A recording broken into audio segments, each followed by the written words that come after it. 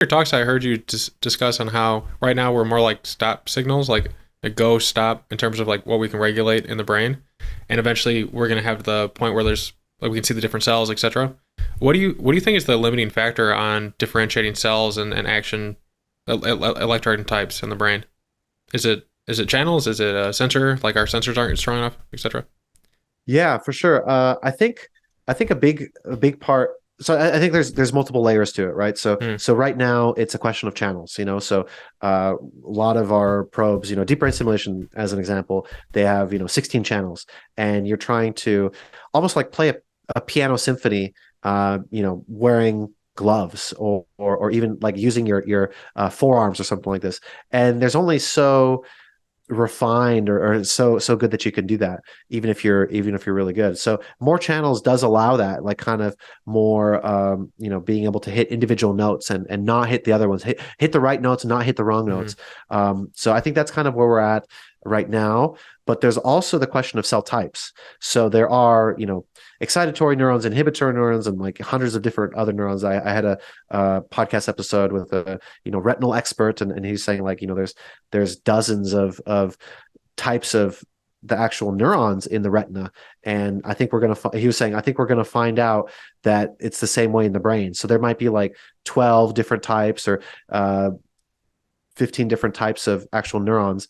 And you can't stimulate them all, because it just it creates chaos. It's almost like there's different types of cars on the street, and if you have a bunch of fire trucks going one way, and suddenly the fire trucks have to go through. But if you just have throw all the cars on the road at the same time, then you kind of get chaos. But maybe you need to have only the fire trucks go through at a certain time, and so you can control that. So there's like a cell type controllability. And unfortunately, with electricity and stimulation, it's very difficult to be very selective about that. So something that's very promising right now is called optogenetics, and you can basically transfect a nerve to react to light, and to be stimulated with light.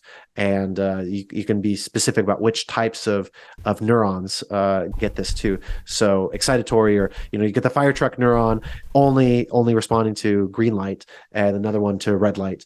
And so you get this kind of green light red light game, and maybe a little bit more specific. So those are the kind of the two layers that I see, is Hmm. like you have the channel number, and then later the cell type. That makes sense. Is there there's a startup that Lou, I think it was like Lou Jepson or something, that's working with light, right? In brain computer interface. I don't know if there's multiple groups working on light regulation in cells and differentiation in that way. I don't know if there's other hidden gems like that out there. Yeah, I don't follow this field as much. I Mm, like the electrical stimulation side of things, but yeah. yeah, there are a lot of startups, there are a lot of labs working on this. And the issue right now is FDA approval. Basically you have to put a virus in and transfect the cells to express this protein, and then that protein changes the functioning of the cells. So that's kind of it hasn't been done before.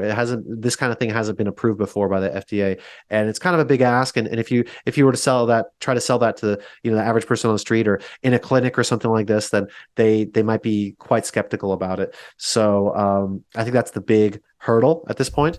But I have also heard that this could be overcome pretty soon, and that maybe the FDA is taking a closer look at something like that.